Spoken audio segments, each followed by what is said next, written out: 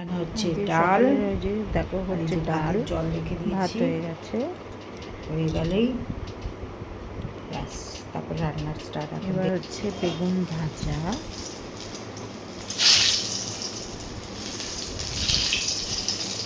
আর করেছি তোমাদের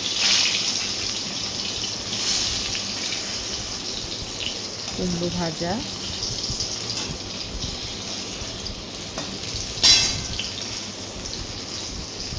পাশে প্রেশারে গোবর খাবার হচ্ছে।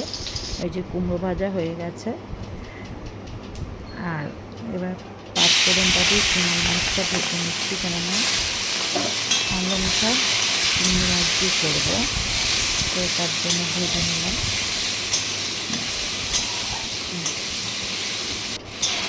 সবজিগুলো দিয়ে ভালো করে নেড়ে চেড়ে মশলা দিয়ে নাড়তে হবে।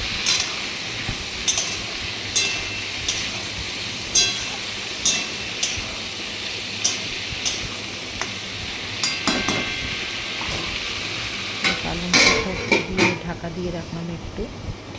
আর এখানে গোবর খাবার হচ্ছে, দেখো বিট, গাজর, লাউ, তারপরে হচ্ছে কুমড়ো, বকল দিয়ে সব দিয়ে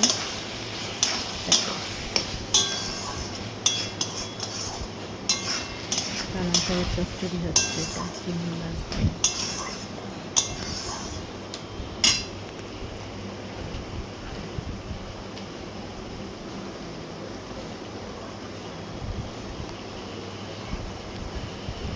আর করেছিলাম হচ্ছে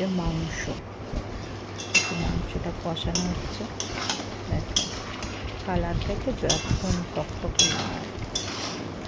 আমি কিন্তু কাঁচা লঙ্কা রান্না করি, আর একটু কালারের জন্য কাশ্মীরি লঙ্কা দিই। আজকে একটু অন্যরকমভাবে করলাম, রোজই মিক্সিতে করি, আজকে সব মশলাগুলোকে একটু ছোটো হামলদিস্তা একটু থেতো করে সব মাংস দিয়ে মাংস করেছি, আর সাথে দিয়েছি একটা গোটা রসুন। দেখো কালারটা দেখেছ?